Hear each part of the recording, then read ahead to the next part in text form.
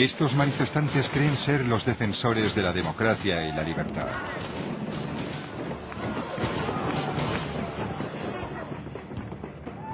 Durante la última década, millones de personas se han unido al movimiento antiglobalización para evitar la propagación del capitalismo global.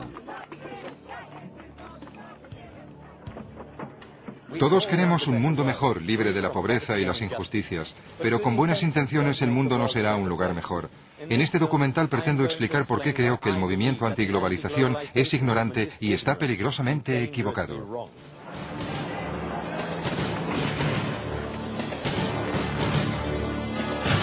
En defensa de la globalización. Los manifestantes sostienen que la globalización genera pobreza. Están equivocados. Todos los países eran pobres.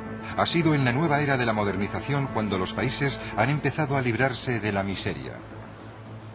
En los últimos 50 años, 3.000 millones de seres humanos se han visto libres de la pobreza. Esto es algo históricamente único. Lejos de hacer que el mundo sea un lugar más pobre e injusto, mis investigaciones como escritor me han convencido de que el capitalismo global podría hacer que todo el mundo fuera tan rico y libre como lo es Europa en la actualidad, si se lo permitimos. De hecho, la pobreza está en declive en aquellos países que se han integrado a la economía global. Hace 150 años, mi país, Suecia, era más pobre que la mayoría de los países africanos en la actualidad, y esta bahía era poco más que el vertedero de los excrementos y basura de Estocolmo. Pero aceptamos la globalización, y con ello me refiero a la economía de libre mercado, basada en el derecho a iniciar un negocio y comerciar sin restricciones. Y miren nuestro bienestar actual. Voy a iniciar un viaje, primero a Taiwán, para ver cómo la globalización está dando paso a la riqueza y la democracia. Después a Vietnam, para averiguar lo que las multinacionales están haciendo por los países en vías de desarrollo. Y finalmente a Kenia, para intentar saber por qué sigue tan desesperadamente pobre. Voy a demostrar que el capitalismo global, lejos de ser una amenaza para la humanidad, es su salvación.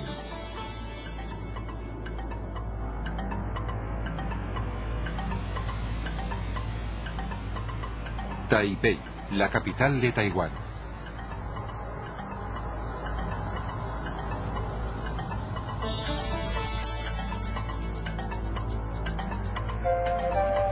Hace tan solo 30 años, la gente de este pequeño país del este de Asia era más pobre que muchos africanos hoy. La malnutrición estaba ampliamente extendida y carecía de recursos naturales. En la actualidad su pueblo es tan rico como el español.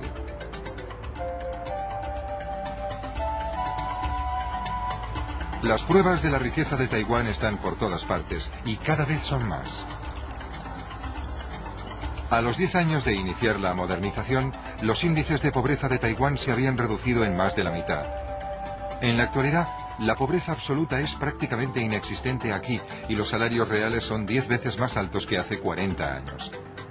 Este milagro solo pudo ocurrir porque el país aceptó conscientemente el capitalismo global. Pero antes de que un país pueda hacerlo, debe practicar el capitalismo en casa, y el primer paso para ello es la reforma agraria. Si la gente no es dueña de sus tierras, no tiene ningún incentivo para hacerlas más rentables. En la década de los 50, el gobierno taiwanés empezó a comprar tierras a la antigua élite para dársela al pueblo. La productividad se incrementó rápidamente y Taiwán dispuso de provisiones de alimentos, liberando mano de obra para la industria. En otro tiempo esto era una granja rodeada de arrozales. Es donde vivía el señor Wang, y sigue viniendo para jugar al mahjong con sus amigos. El señor Wang es un claro ejemplo de cómo Taiwán se benefició de la reforma agraria. Sus padres eran granjeros pobres hasta que en 1968 el gobierno les dio las tierras. Una vez fueron suyas, el padre del señor Wang consideró que valía la pena construir una pequeña fábrica. En la actualidad el señor Wang es millonario. Convirtió la pequeña fábrica de su padre en una gran fábrica, en la que fabricaba esos juguetes baratos por los que Taiwán fue conocido en los 60. Su viaje desde sus orígenes rurales hasta el bienestar industrial refleja cómo se ha desarrollado Taiwán.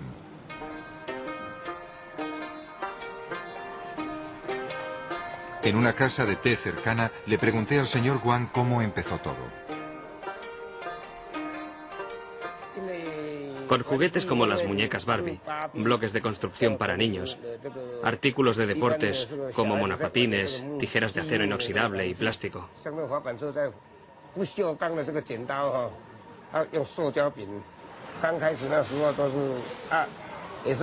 Al principio trabajábamos 24 horas al día en varios turnos. La maquinaria del pasado causaba muchos accidentes. Había que aprender lentamente. Por eso tengo los dedos así, porque desconocía su funcionamiento.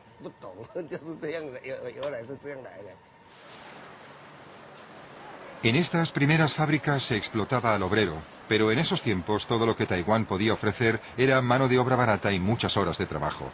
El señor Guan me contó que el fomento del gobierno de la industrialización durante los años 60 animó a sus padres a construir su pequeña fábrica. En esos tiempos, el entonces vicepresidente animaba a la gente a dedicarse a la industria manufacturera diciéndonos: tu casa es una fábrica y tu salón es una fábrica. Originariamente, cultivábamos la tierra. El campo que trabajábamos se lo había dado el gobierno a mi padre. Pero el gobierno se estaba reformando en esa época. Quería alentar a la pequeña y mediana empresa. El gobierno decidió a qué tierra se daría un uso industrial, lo que significaba que allí se podía construir una fábrica. A mi padre le dieron una oportunidad, y como es lógico, aprovechamos la tierra. Y ahora, nuestros hijos, que ya son mayores, y hacen lo mismo.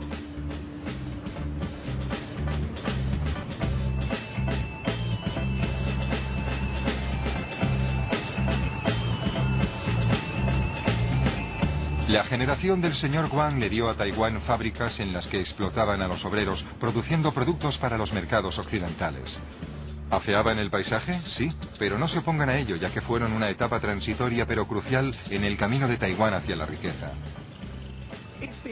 Si el movimiento antiglobalización hubiera existido cuando la industrialización de Taiwán, habrían protestado contra las fábricas y nos habrían dicho que empleábamos mano de obra barata.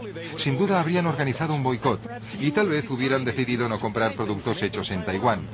Si muchos de ustedes hubiesen decidido lo mismo, Taiwán seguiría sumido en la pobreza.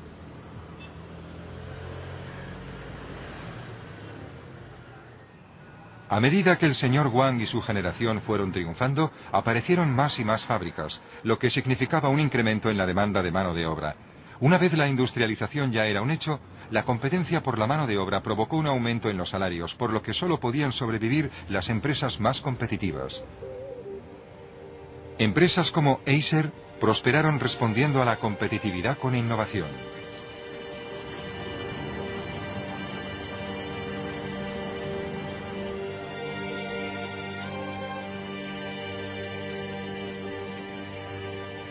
Stan Shi, director general ejecutivo de Acer, es conocido por haber inventado la primera calculadora de sobremesa de Taiwán y el primer bolígrafo reloj del mundo.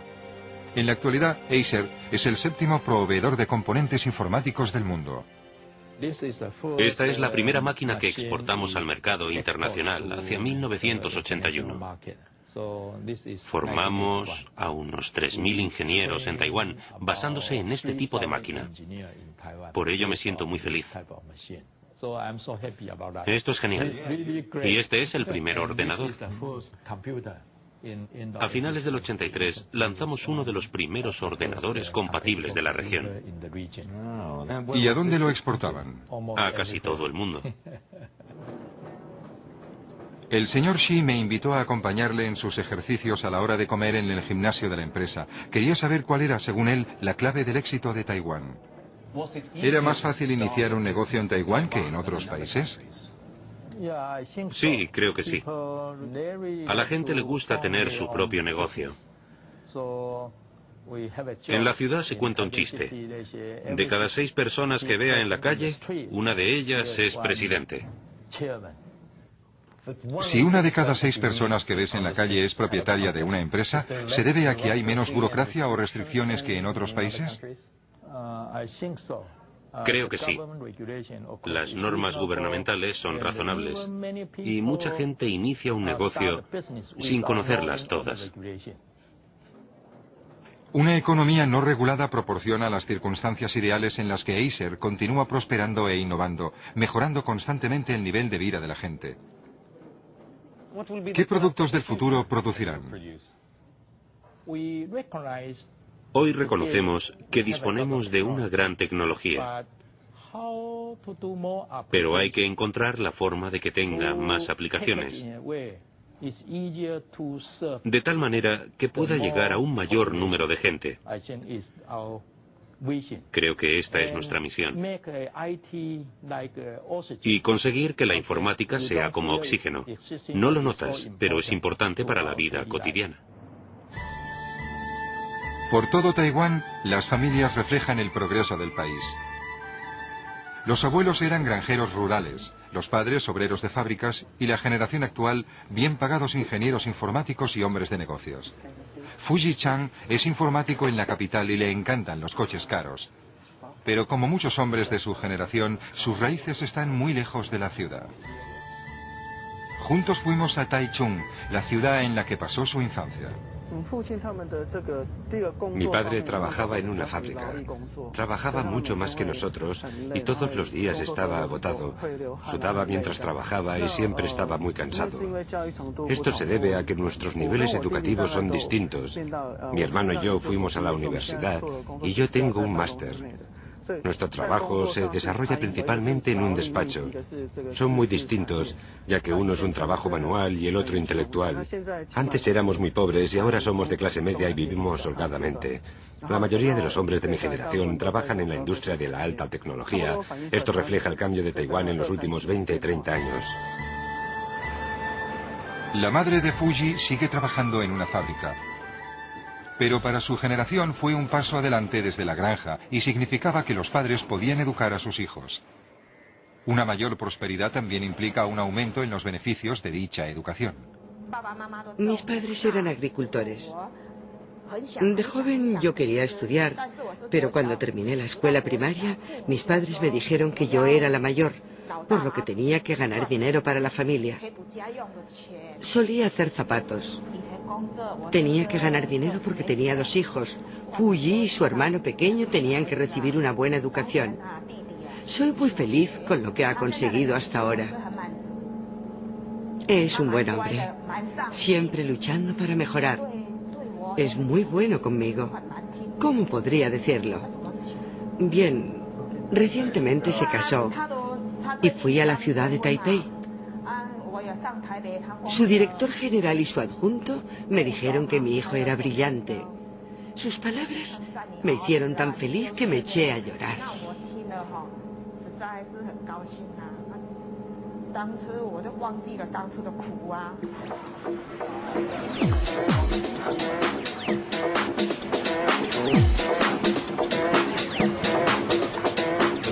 La generación anterior fabricó las cajas de cartón, la actual fabrica los productos y el software que va dentro. En contraste con los países africanos que intentan ser autosuficientes y producir ellos mismos todo lo que necesitan, Taiwán se ha especializado en los sectores en los que pueden ser superiores e importar el resto. Debido a que estaban constantemente expuestos a la competencia extranjera, las empresas tenían que ser más productivas e innovadoras para sobrevivir y desarrollarse. De bicicletas y juguetes a CDs y ordenadores en una generación, creo que esto resume la historia de Taiwán, de la pobreza a riqueza en una generación.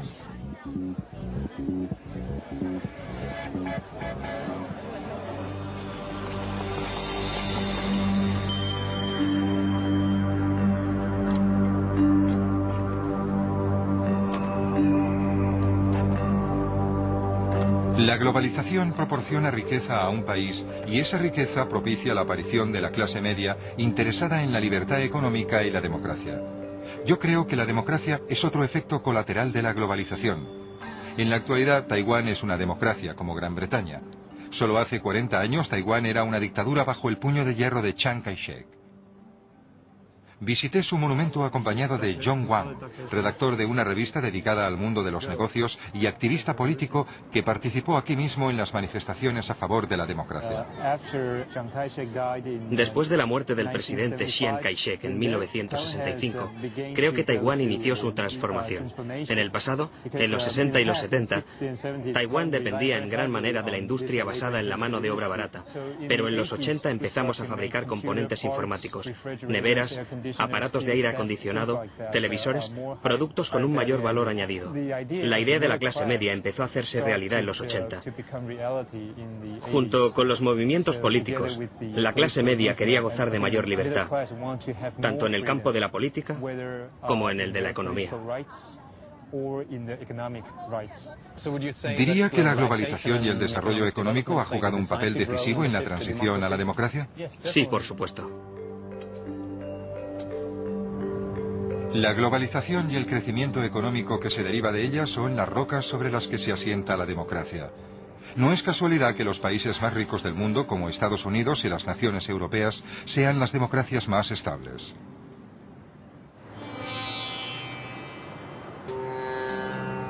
Los críticos de la globalización sostienen que este proceso de democratización es en realidad un proceso de americanización. Si la gente de otras culturas quiere beber café en Starbucks o comer en McDonald's, ¿por qué no puede hacerlo? Con demasiada frecuencia queremos que las culturas se mantengan congeladas e intactas para poder tratar a sus países como museos exóticos que visitamos por placer. ¿Pero no deberían tener los mismos derechos que nosotros? Además, McDonald's no es la única opción.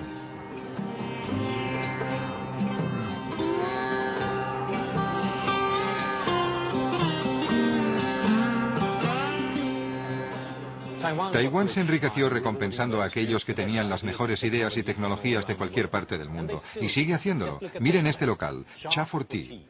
Se adueñaron del último concepto de Starbucks para que su propia tradición nacional de tomar el té fuera popular y moderna. Y su expansión les lleva a abrir nuevas casas de té en Estados Unidos y Japón. La globalización lleva riqueza y libertad a todos, pero el movimiento antiglobalización sostiene que la recompensa solo es para las peligrosamente poderosas multinacionales.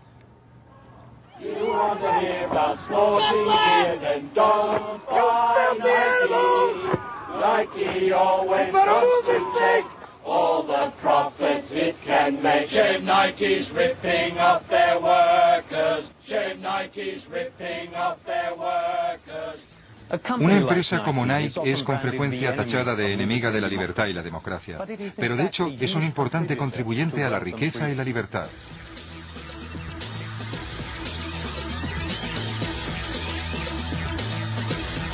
A continuación viajaré a Vietnam para comprobar si Nike hace lo correcto.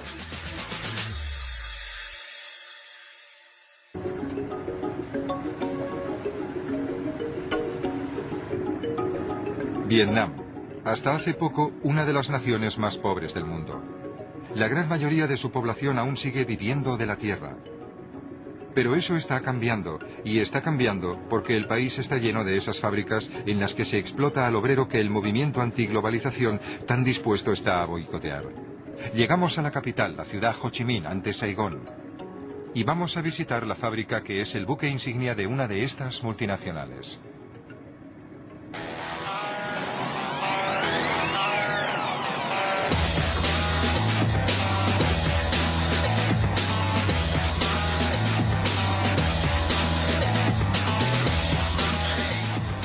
Digan Nike a un militante de la antiglobalización y dirá explotación del obrero. Claro que yo no querría trabajar en una de estas fábricas, pero nunca he dicho que la globalización sea un camino de rosas. Lo que la globalización hace es producir beneficios a largo plazo que los manifestantes siguen ignorando.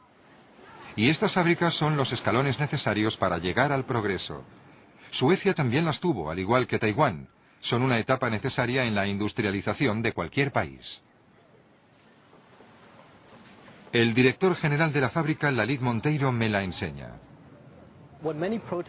Lo que muchos manifestantes olvidan es que las empresas multinacionales están constituidas por seres humanos que se sienten orgullosos de trabajar para una empresa y quieren hacer lo correcto.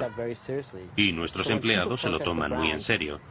Cuando la gente se manifiesta contra la marca, creemos que tenemos la responsabilidad, no solo desde un punto de vista ético, de investigar si hay algo de verdad en dichas alegaciones, pero también porque nuestra marca es uno de nuestros activos.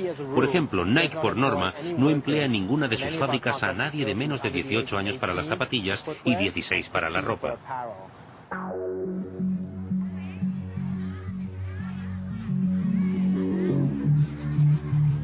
Vietnam prohibió el trabajo de los niños en 1988, pero la economía seguía siendo débil y los padres dependían del trabajo de sus hijos para sobrevivir. Pero ahora el número de niños vietnamitas que trabajan ha descendido en 2.200.000 en solo 10 años.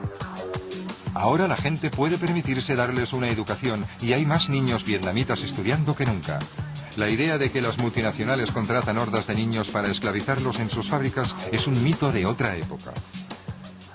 No hay ningún incentivo para que una empresa extranjera contrate a niños. En primer lugar, no sería correcto, y en segundo lugar, si se encuentra un obrero con identificación falsa en una fábrica, exigimos a la fábrica que le pague al niño los estudios sin dejar de abonarle su sueldo. La media de edad de los obreros de las fábricas de las empresas subcontratadas es de unos 24 o 25 años. Supongo que trabajarán aquí por unos salarios muy bajos. ¿No es esa una forma de explotar una mano de obra barata en un país pobre, como dirían muchos de los críticos? El salario medio es de unos 45 euros al mes, comparado con el salario mínimo de 14 o 15 euros al mes en una empresa estatal. Además, si se compara con el sueldo de un médico o un maestro, no son tan bajos. Muchos de estos obreros proceden de una economía basada en la agricultura y tienen la oportunidad de, en vez de trabajar de 10 a 14 horas al día en el campo, trabajar en un ambiente limpio, seguro, que les paga regularmente, en el que disfrutan de comida gratis o subvencionada y donde se invierte para el futuro en formación y educación. Pero Nike no paga más a sus obreros porque sea generosa, sino porque la multinacional trae maquinaria extranjera, nuevas ideas en dirección, un mercado más grande y educación para sus obreros. Estos activos son los que hacen que una multinacional sea tan productiva, con lo que puede pagar unos salarios más altos. En la cantina hablé con algunas de las obreras durante la hora de comer. Tenía previsto emigrar a Corea, así que me tomé un descanso. Pasados 2 años decidí volver a la fábrica porque la empresa es buena y produce productos de gran calidad. La dirección también es muy buena, por lo que decidí quedarme.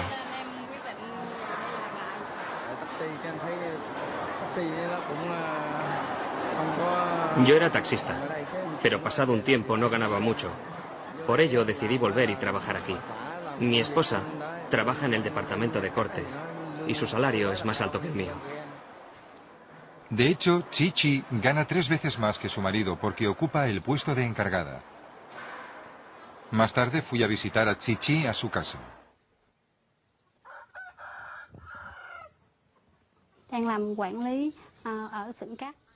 Soy la encargada del departamento de corte. Mi trabajo consiste en supervisar el corte para que se satisfagan los altos niveles de calidad en la fabricación de zapatillas. Y controlo a las obreras, asegurándome que lleguen a la hora. Mi vida ha cambiado porque ya no trabajo en la granja. Desde que entré en la empresa, mi vida es mucho mejor. Antes, en la granja, lo máximo que podía ganar al mes era $500,000 de dong, unos 32 euros. Ahora gano unos 2,25 millones, unos 150 euros, y la vida es mucho mejor. Este es mi dormitorio. Acabo de comprar el televisor. Con unos 150 euros al mes, el sueldo de Chi es unas 5 veces lo que era, y ha empleado el dinero extra en ampliar su vivienda. Intento ahorrar dinero para decorar la casa para que sea más bonita. Le pregunté qué esperanza tenía para el futuro de su hijo. Quiero educar a mi hijo para que sea médico. El movimiento antiglobalización nos pide que boicoteemos a Nike. Si muchos de ustedes lo hicieran, Chi perdería su empleo. Observando a los obreros practicar deporte a la hora de comer, era difícil comprender por qué se inquieta tanto el movimiento antiglobalización.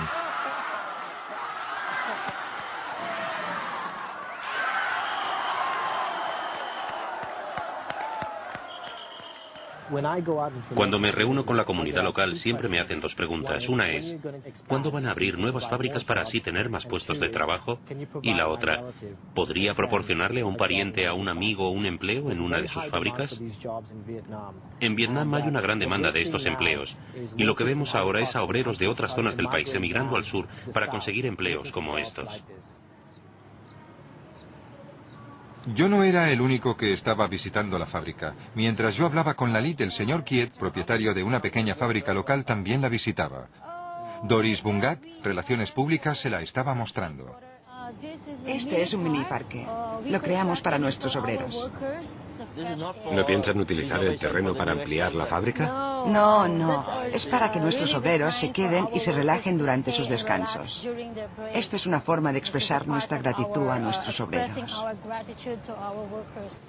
Entiendo. Otra de las cosas que intentamos hacer es abrir nuestras puertas a los visitantes para que vean por sí mismos lo que hemos estado haciendo. El año pasado las fábricas subcontratadas en Vietnam recibieron unas 1000 visitas. Y entre ellas se incluían estudiantes universitarios, diplomáticos, miembros de organizaciones no gubernamentales y empresarios. Así que viene un amplio abanico de gente a visitar todas nuestras fábricas intentando comprender qué hacemos, aprender de nosotros y entender los desafíos a los que nos enfrentamos como marca global. Señor Kiet, esta es nuestra clase de innovación. Aquí ofrecemos formación laboral para los futuros técnicos medios vietnamitas. ¿Cuánto dura un curso? Un curso dura 3 meses. Entiendo. Sí, 3 meses.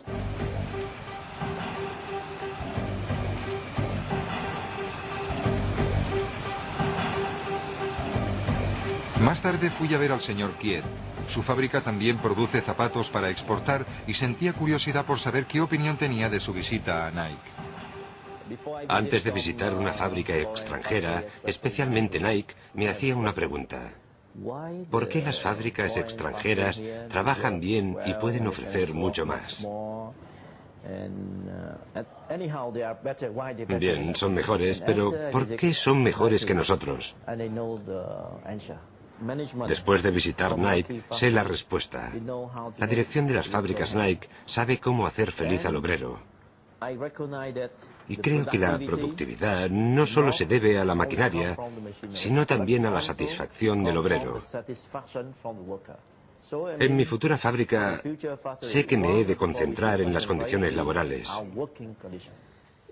Como ve, construiré en este terreno. El señor Kiet ya ha empezado la construcción de una nueva fábrica. La competencia por la mano de obra que mejora los salarios y las condiciones laborales ya ha empezado en Vietnam. Las fábricas locales no quiebran cuando llega una multinacional, como teme el movimiento antiglobalización. Mejoran y crecen, estimulando con ello la economía.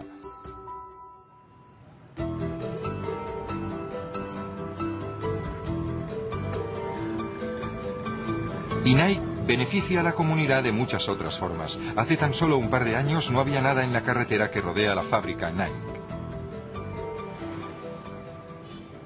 Miren todos estos comercios cercanos a la fábrica. Todo esto eran arrozales. Nike también concede microcréditos a los locales que quieren empezar un pequeño negocio. Fui a ver a Thi Yen y a su madre, Chi Han. Con la ayuda de Nike han abierto un negocio de fabricación de papel de arroz. Les va muy bien. Es posible que debido a los manifestantes, Nike vaya con mayor cuidado que la mayoría de las multinacionales. Pero por regla general, las multinacionales estadounidenses pagan 8 veces más que el salario medio de los países menos desarrollados. Algunos críticos pueden decir, sí, bien, tal vez la presencia de Nike y las inversiones extranjeras puedan crear desarrollo económico a corto plazo. Pero los salarios se incrementarán y llegará el punto en que se irán a otros países con salarios bajos, como China. ¿Y qué ocurrirá entonces en Vietnam? Yo les diría a los críticos un par de cosas. La primera, que Nike lleva más de 20 años en países como Tailandia e Indonesia. Los salarios en esos países, en Tailandia por ejemplo, son el doble que en Vietnam. Lo que ocurre es que con el tiempo, la productividad se va incrementando. Y resulta que los obreros producen más a medida que suben los salarios. Esperamos que lo mismo ocurra en Vietnam, que los salarios suban, pero también seguir aquí mucho tiempo. Lo cierto es que si Nike se trasladara de país debido a los incrementos salariales, eso sería bueno para Vietnam, porque Nike habría jugado su papel en el desarrollo de la economía vietnamita.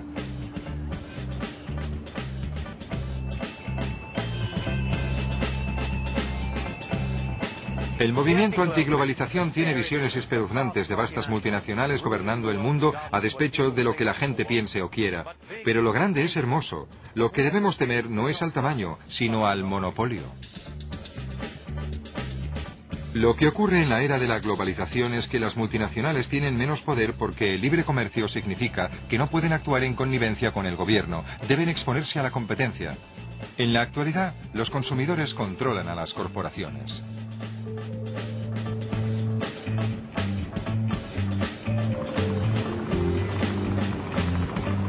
Y son las odiadas corporaciones multinacionales y sus fábricas de explotación laboral las que ayudan a Vietnam a enriquecerse. En solo 15 años, la economía vietnamita se ha duplicado y el número de gente que vive en absoluta pobreza es de la mitad.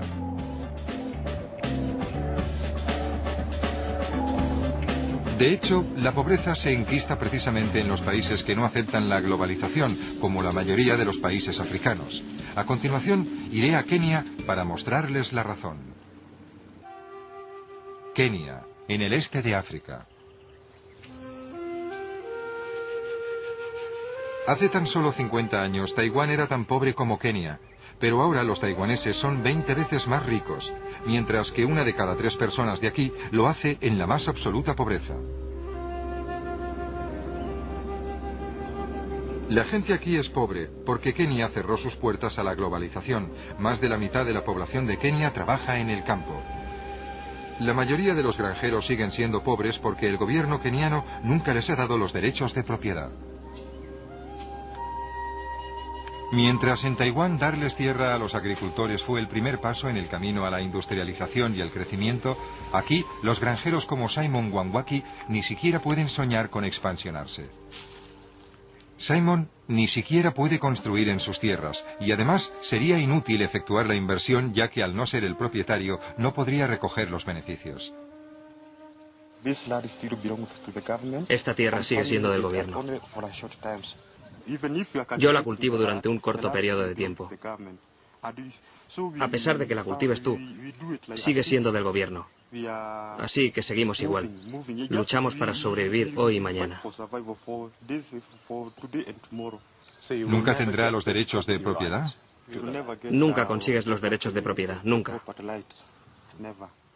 ¿Cómo cree que cambiaría la agricultura en Kenia si todos tuvieran derechos de propiedad? Si nos permitieran hacerlo, Kenia sería un país muy próspero. Pero Kenia no es un país próspero, obstaculizado por la propia burocracia y por las restricciones a las exportaciones. Kibera es un suburbio de chabolas pegado a la capital, Nairobi.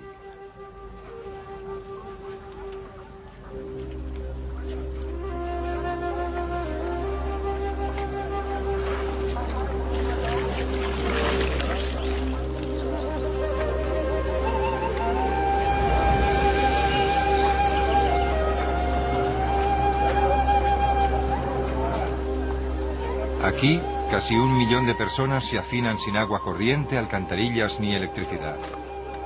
Hay muchos empresarios, pero por mucho que trabajen siguen siendo pobres. ¿Por qué no prosperan sus negocios? De nuevo se trata de la tierra. Nadie es propietario de su parcela. ¿Qué crees que cambiaría en su vida si tuviera el derecho de propiedad de esta tienda y de la tierra? Si pudiera conseguir un crédito para iniciar un negocio como los demás, haría que funcionara. ¿Podría conseguir ayuda de...? No puedes conseguir ninguna ayuda. Sería un gran problema. Si no eres el propietario de tus tierras, no puedes crecer ni pedir un crédito. Además, los comerciantes deben comprar una licencia. Según el Banco Mundial, se requieren 11 trámites, 68 días y los ingresos de medio año para conseguir una. No es de sorprender que la mitad de los kenianos trabajen en el mercado negro. Lo que ello demuestra es que Kenia no puede crecer. Dadas las barreras a las que se enfrentan, ninguno de ellos puede crear un negocio, por lo que no puede arraigar el capitalismo. Si no tienes dinero, el gobierno no te dará una licencia. Tienes que darles dinero y luego te dan la licencia. Pero ese dinero lo necesitas para construir un techo sobre tu cabeza y otras cosas. Todo depende del dinero. Si yo tuviera una licencia, podría construir. Comprar cajas. ¿Ve este polvo? Si pudiera comprar cajas, vendería samosas hasta la noche. No se puede conseguir dinero para un negocio como este si no tienes medios. Es difícil comprar máquinas como esta si no tienes dinero. Si tuviera dinero para un negocio, abriría mi propia barbería.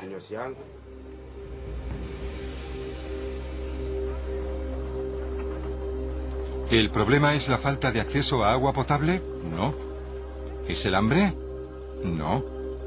¿Lo es la pereza? Por supuesto que no. No, lo es la pobreza debido a la falta de crecimiento, de reformas. Todos los demás son síntomas de lo mismo. De hecho, incluso los mayores horrores, hambruna y guerra, tienen causas políticas. Ninguna democracia se ha visto asolada por la hambruna, ni dos democracias se han enfrentado en una guerra. África se ha visto sometida al socialismo, las leyes de las bandas y el proteccionismo. África no ha sido globalizada, ha sido marginada.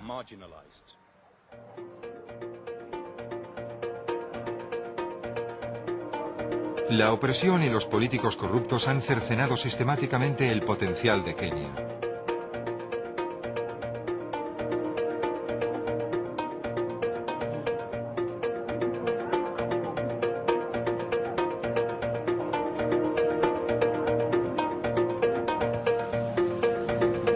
Pero hay señales de cambio. En diciembre de 2002 fue elegido un nuevo presidente, librándose del corrupto régimen del presidente Daniel Arap Moi. El nuevo gobierno ha creado nuevas esperanzas y el sentir del país es boyante. June Aruña, de 21 años y estudiante de económicas, se muestra apasionada e idealista sobre el potencial de crecimiento de su país. La Kenia que me gustaría ver es una en la que las ideas de la gente pudieran ser una realidad, en la que las ideas tuvieran la oportunidad de competir, para no desperdiciar todo nuestro talento. Una Kenia en la que todo el mundo pudiera tener acceso a las ideas extranjeras, que estuvieran presentes aquí. Una Kenia en la que si eres Bill Gates y creas Windows, puedes llegar a ser multimillonario.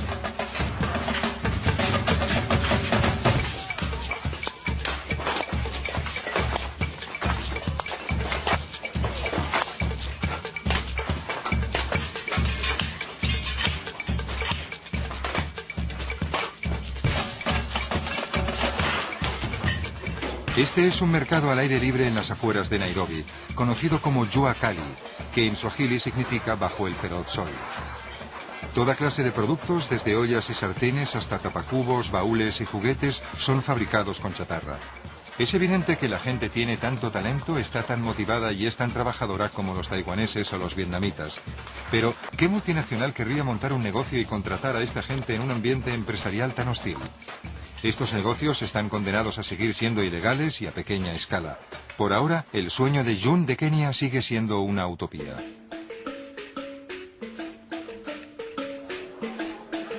Pero no tiene por qué ser así.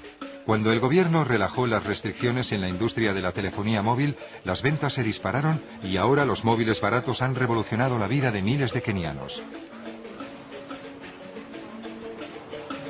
La industria de la telefonía móvil está en plena expansión y muchos kenianos que no pueden permitirse los caros teléfonos fijos ahora tienen su propio móvil.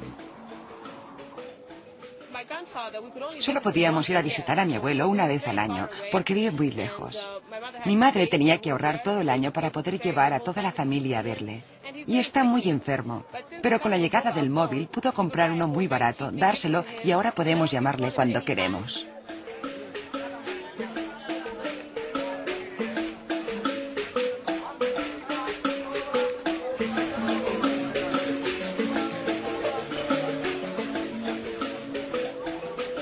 Jun me llevó a un vasto mercado de ropa de segunda mano en Nairobi. Aquí se vende ropa barata importada del extranjero. Al igual que la industria de la telefonía móvil, su contacto con el mundo globalizado lo ha convertido en un gran éxito. De la noche a la mañana no podíamos distinguir en la calle a un rico de un pobre, cuando antes era tan evidente. Cuando yo era pequeña, la gente tenía solo 4 conjuntos. El mejor para los domingos, se lo ponían para ir a la iglesia, el uniforme del colegio y otros 2 que llevaban en casa. Pero con la llegada de esta ropa puedo cambiarme tantas veces como quiera y comprarla del color que quiera. Stephen es un ejemplo de tendero que se beneficia de este nuevo mercado. El negocio de la ropa de segunda mano ha sido de gran ayuda para mí. De no haber sido por este negocio no tendría forma de ganar dinero porque no tengo ninguna educación. Gracias a él, mi mujer, mis 4 hijos y yo gozamos de una buena vida. Hemos podido construir una buena casa y ahora tengo una vida que me satisface. De no ser por esto, posiblemente trabajaría de peón. Hace unos años el gobierno empezó a gravar la ropa y recientemente han subido dichos gravámenes. De nuevo, los impuestos a las importaciones están frenando la globalización y amenazando una de las pocas historias de éxito de Kenia. Dice que si se cerrara esta industria, está seguro de que muchos niños irían desnudos por la calle. También dice que conoce a muchas mujeres que tienen hasta 10 hijos y esta es la única ropa que pueden comprar.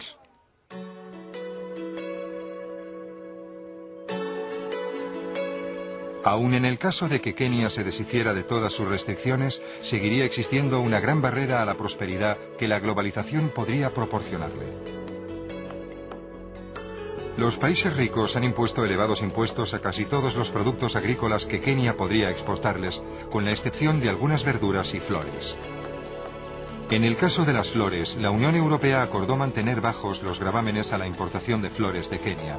El resultado, Kenia se ha convertido en el primer exportador de flores cortadas a Europa. Actualmente las vendemos principalmente a la Unión Europea, es decir, Holanda, Alemania, Suecia, Suiza y también al Reino Unido. También vendemos a los Emiratos Árabes y a Estados Unidos. Jane es la directora de exportaciones. Le pregunté qué pasaría si la Unión Europea dejara de aplicar tarifas muy bajas a la industria de las flores. Significaría que los cultivadores desaparecerían. Sería un desastre para la industria, porque ahora los márgenes de beneficio son muy pequeños y esos márgenes los conseguimos gracias a los bajos gravámenes. Eso significaría que si se subieran los impuestos, los cultivadores tendrían que cerrar y el impacto social sería terrible. La Unión Europea redujo los impuestos sobre las flores. ¿Qué ocurriría si redujeran o abolieran los impuestos sobre los otros productos y permitieran su entrada en la Unión Europea? Eso le iría muy bien a la economía de Kenia. Pero a Kenia no le va bien a despecho de estas historias aisladas. Creo que ello se debe en parte a que lo que estamos haciendo en la actualidad es aún peor que no importar productos agrícolas de Kenia. La Unión Europea protege a sus agricultores con subsidios a sus productos para exportarlos a países como Kenia. ¿El resultado? Agricultores como Peter Mwangi, que antes vivían bien, en la actualidad están sufriendo. De hecho, en los últimos años, Peter ha tenido que dejar de cultivar grandes parcelas de sus tierras. Mucha gente en Europa cree que están ayudando a un país como Kenia cuando con los impuestos de sus ciudadanos se dan subsidios al trigo, etcétera, que llega a Kenia. ¿Qué les diría? No, no nos están ayudando, porque nos traen trigo cuando no lo necesitamos. Deberían traerlo cuando se lo pedimos, en épocas de sequía. Tal vez deberían llevarlo a países como Etiopía o Somalia, donde no cultivan trigo. Pero cuando lo necesitamos, entonces podrían traerlo. Pero no cuando lo estamos recolectando o cuando la cosecha ha sido abundante. ¿Puede imaginarlo? Yo tengo una cosecha y alguien trae trigo de fuera del país. Y yo quiero recolectar el mío, pero nadie me lo compra. No es justo. La Unión Europea da subsidios a nuestras exportaciones de granos y los granjeros como Peter sufren. Luego, cuando dentro de unos años las cosechas sean malas, les enviamos más trigo como ayuda. Los kenianos son buenos cultivando cereales y criando ganado. No necesitan ayuda. Necesitan la oportunidad de poder competir. Cuando los países ricos abandonan el proteccionismo se incrementan los beneficios. Pero con frecuencia la Unión Europea se niega a abrir sus puertas a la competencia extranjera. Con los aranceles no dejamos entrar los productos. Con los subsidios destruimos sus mercados. Gastamos la mitad del presupuesto de la Unión Europea en los agricultores, la política agrícola comunitaria. Gastamos tanto dinero en la agricultura que cada una de nuestras 20 millones de vacas podría dar la vuelta al mundo todos los años. ¿Cómo pueden competir con eso los ganaderos kenianos? Pero si permitiéramos las exportaciones kenianas y Kenia se liberara de sus restricciones y burocracia, podría competir seriamente con nosotros.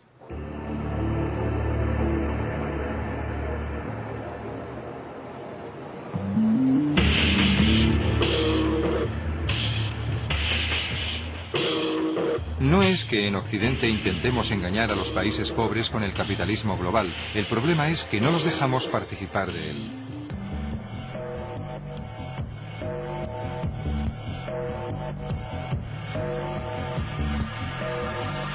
Los dos sectores en los que los países más pobres podrían competir y con ello enriquecerse son el agrícola y el textil. Pero estos son precisamente los sectores en los que los países ricos se niegan a comerciar libremente. La Unión Europea, por ejemplo, tiene 10.794 aranceles, cuotas y subsidios para proteger a nuestros agricultores y fabricantes. Imaginen la burocracia dedicada a ese papeleo.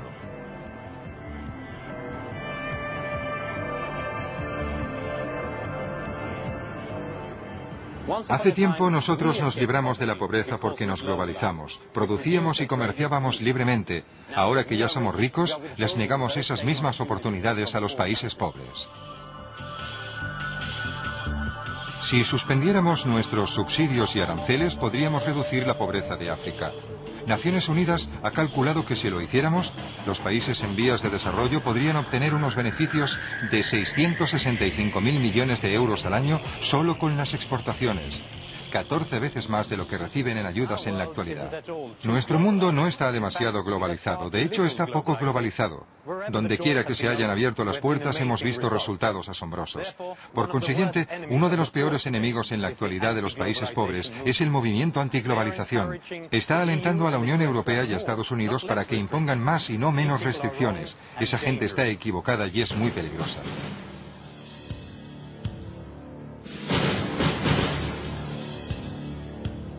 En la actualidad, los países más ricos del mundo intentan llegar a un acuerdo para reducir el proteccionismo. Si esto ocurriera, sería más fácil para los países pobres comerciar y así abrirse camino hacia la prosperidad. Pero el movimiento antiglobalización, por muy buenas que sean sus intenciones, ha dado a nuestros gobiernos una excusa para no seguir adelante con las reformas. Hoy, todos tenemos que tomar una decisión. ¿Exigimos a nuestros gobiernos que tomen medidas contra la globalización o nos manifestamos contra las barreras a la globalización que aún siguen existiendo? La pobreza del mundo no es inevitable. El capitalismo global podría poner fin a dicha pobreza. Así lo ha demostrado donde ha tenido oportunidad, en Europa, en Norteamérica y en el este de Asia. El tema a debatir en cuanto a la globalización es si los excluidos del mundo van a tener la misma oportunidad.